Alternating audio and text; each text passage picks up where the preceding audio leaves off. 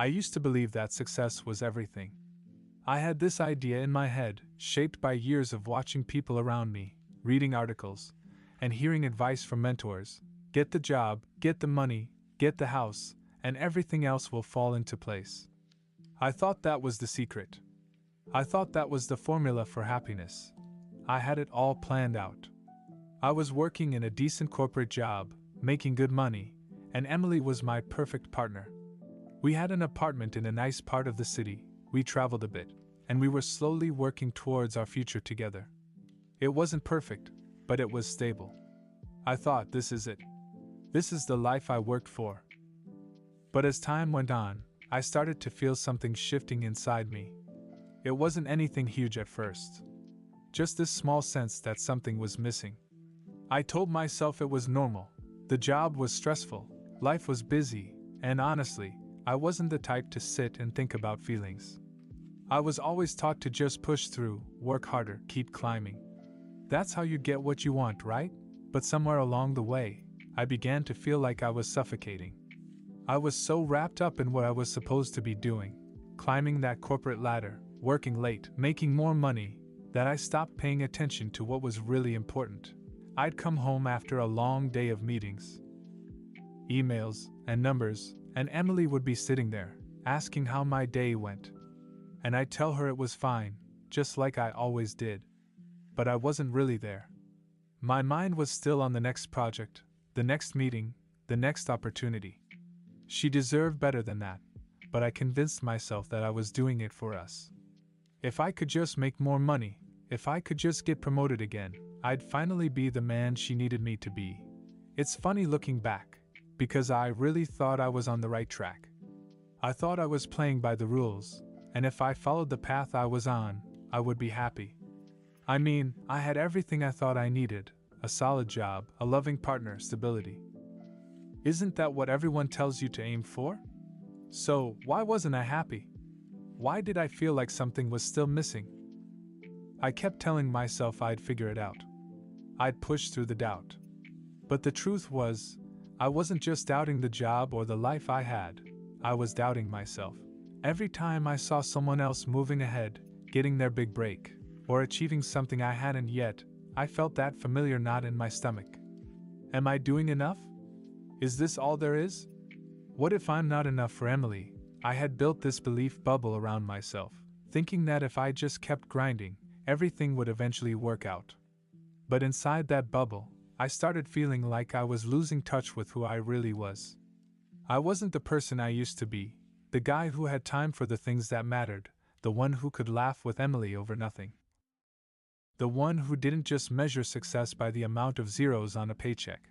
But I didn't know how to get out of that bubble. And the more I tried to push through, the more I became trapped. I didn't know it then, but the real struggle wasn't about climbing higher in my career. It was about facing the truth about myself. And that truth was, I was sacrificing everything for something that didn't even bring me the happiness I thought it would. That's when I began to feel the cracks in everything: my job, my relationship, and most of all, in myself. The deeper I got into that belief bubble, the more I realized how suffocating it was.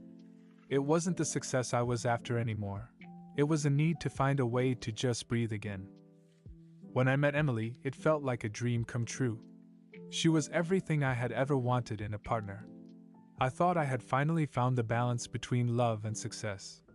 She made me feel seen, like I had finally arrived at a place where I could truly be myself.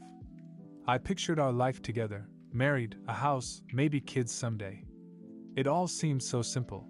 For a while, everything felt perfect. We spent so much time together, laughing, talking about the future, planning our lives. I thought, this is it. This is what I've been working for. I had everything I needed. Or so I thought. But the more I got wrapped up in my job, the more things started to shift. I'd come home late, barely able to hold a conversation with her. And she'd be waiting for me, tired and disappointed.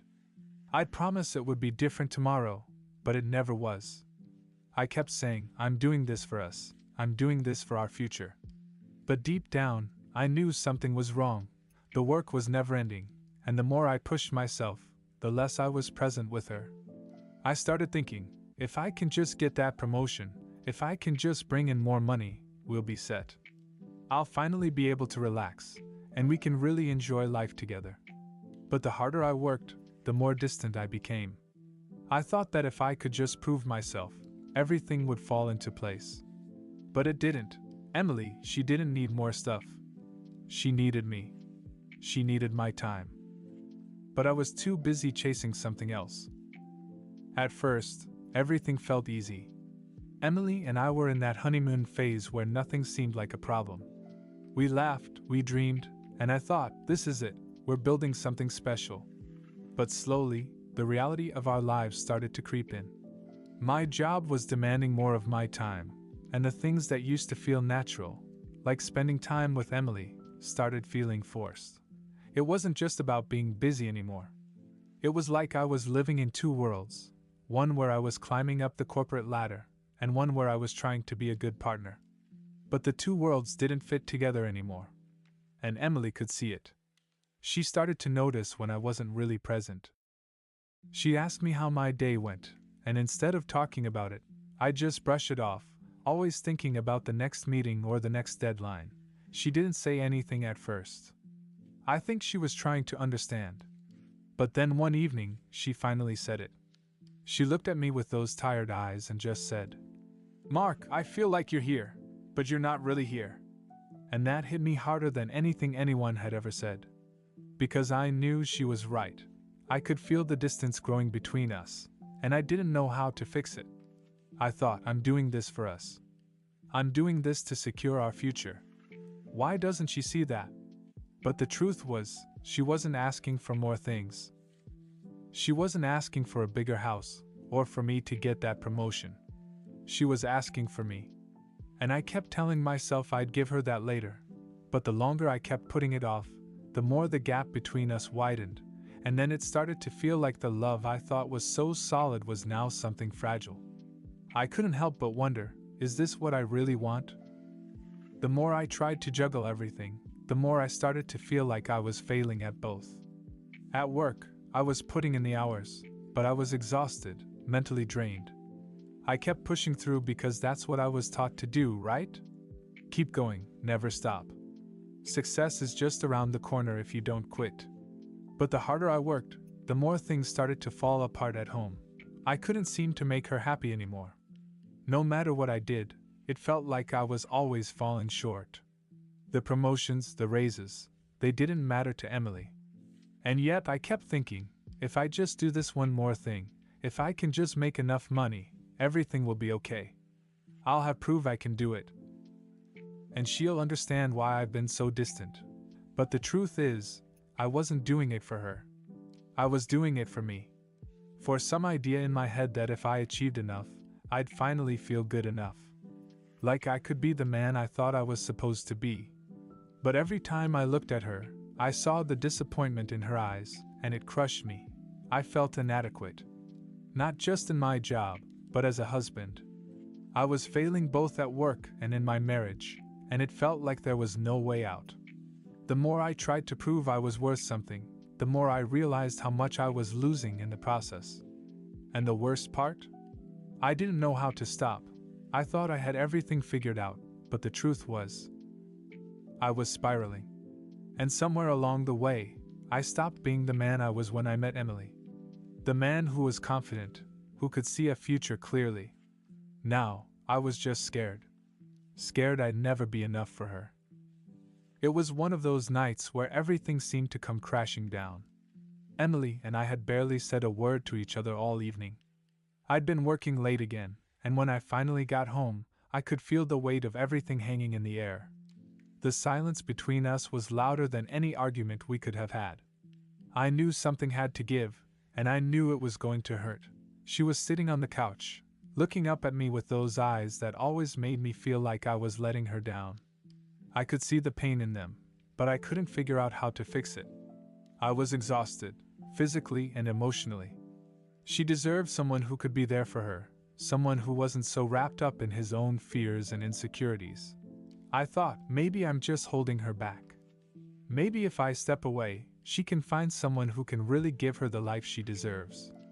But even as I thought it, I could barely bring myself to say it aloud. But I had to. For her. For us. I sat down next to her, and for a moment, I didn't say anything. We just sat there, both of us knowing this moment was coming. Finally, I spoke. Emily, I think it's time we take a step back. She looked at me, the confusion in her eyes quickly turning into pain. What do you mean? She asked, her voice shaking. I couldn't answer her fully. I was already choking on the words. I think we need to end this. For both of us. There it was. The hardest thing I'd ever said. The moment I knew I was going to regret forever. She didn't say anything at first, just sat there, stunned. And then the tears started, quiet at first, and then all at once. I don't understand, Mark. Why? She whispered. Her voice breaking. I didn't know how to explain it. How do you explain to someone that you're letting them go because you're afraid you're not enough for them? Because you're afraid that no matter how hard you try, you'll never measure up to the life they deserve? I walked away that night thinking I was doing the right thing, even though everything in me screamed that I wasn't. I felt like I was losing the only thing that ever truly mattered, but I also felt like I was doing it for her. It felt like love in its own twisted way, but deep down, I knew it wasn't love. It was fear. The first few weeks after we broke up were a blur. I threw myself into work, just like I had before. I thought, if I can just keep moving, if I can just focus on getting ahead, maybe I won't have to face the emptiness I'm feeling. At work, things were looking up. I was getting noticed. Promotions came through. I started getting everything I had once thought I wanted. I thought, this is it. I'm finally going to feel complete. But the truth was, it didn't matter. The more I achieved, the more hollow everything felt. I thought I'd be happy. I thought this would fill the void. But it didn't. It only made me realize how much I missed her. How much I missed us. I tried dating other women, but it never felt right. Every time I looked at them, I felt like I was comparing them to Emily, and it always came up short. There was no connection, no spark. It was like I was going through the motions, but the emotional part of me was still with her. And the worst part? I couldn't stop thinking about her. I saw her, sometimes, on social media, living her life, smiling with friends, traveling. And I couldn't help but wonder, is she better off without me? The more successful I became, the more I realized that success didn't mean anything without the person I loved by my side. I had everything I thought I wanted, but it was just empty noise. I started to question everything I believed in. Everything I'd worked for. I realized that I had been so focused on building a life of achievement that I had forgotten to build a life of connection. I had worked so hard to show I was enough for her, but in doing so, I had become someone she couldn't rely on. I thought, maybe this is it. Maybe I was never meant to have both, the love and the success. But deep down, I knew that wasn't true. I just didn't know how to find my way back to her. I never expected it to happen the way it did. After the breakup, I spent a lot of time thinking about what went wrong. I kept asking myself what I could have done differently, and it haunted me. Then, one evening, out of the blue, I got a message from Sarah, an old friend I hadn't seen in years. We'd known each other back in college. Sarah was always one of those people I could talk to about anything. But life got in the way, and we lost touch over time. Now, here she was, reaching out after all these years. At first, I wasn't sure what to expect. She'd heard about the breakup, and she just wanted to check in, see how I was doing. We agreed to meet up for coffee one afternoon. I told myself, it's just a conversation. Nothing more. But as we sat there, catching up about everything and nothing, I realized something was different. Sarah had always been smart, funny, and full of life. But now, she was even more grounded. She had this clarity about her that I couldn't help but be drawn to. The conversation flowed effortlessly. For the first time in a long time, I felt like I was really seeing someone, not just listening out of politeness. And as the conversation deepened, I found myself sharing things I hadn't shared with anyone in a long time, about Emily, about how I'd felt during the relationship, and the mistakes I'd made. It wasn't just the casual friendship we once had. Something about that afternoon shifted. We laughed about old memories, but we also talked about our present lives, what we wanted, what we feared. It wasn't like I was looking for a new relationship, but I couldn't deny the connection that was slowly building between us, and as we said goodbye that day, I felt a strange mix of guilt and relief. Guilt because I knew I was starting to feel something for someone else, but relief because for the first time in months, I felt like I was opening up to something real, something that wasn't about work or status. It was about me. It was about connection. Over the next few months, I spent a lot of time thinking about everything that had happened. The breakup with Emily, my career, the emptiness I'd felt despite all my success. It all came into focus. I realized that the success I'd been chasing wasn't really success at all. It was just a distraction. A way to avoid facing the truth. The truth was, I had been so focused on proving something to the world that I had forgotten to build the life I really wanted. I had been so consumed by my need to be enough that I had forgotten what mattered most: being present, being real with the people who truly mattered. When I reconnected with Sarah, it wasn't because I was looking for a way to replace Emily. It was because, for the first time in a long while, I was finally open to just being myself. I wasn't pretending. I wasn't chasing an ideal. I was accepting that I was human, imperfect, and still deserving of love and connection, no matter what my career looked like. It took time, but I eventually reached out to Emily.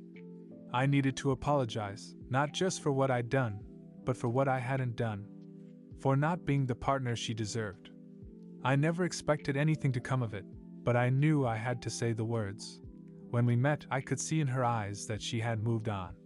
She was strong, happy, and had found peace in her life. It wasn't the reunion I'd imagined, but it was healing for both of us. We shared our stories, acknowledged the hurt, and wished each other well. It was the closure I needed to fully understand the lessons I had learned. I realized that love isn't about constantly proving you're worthy. It's about being authentic, being present, and learning to balance the things that matter: your work, your dreams, and the people you love. The lesson I had to learn was simple.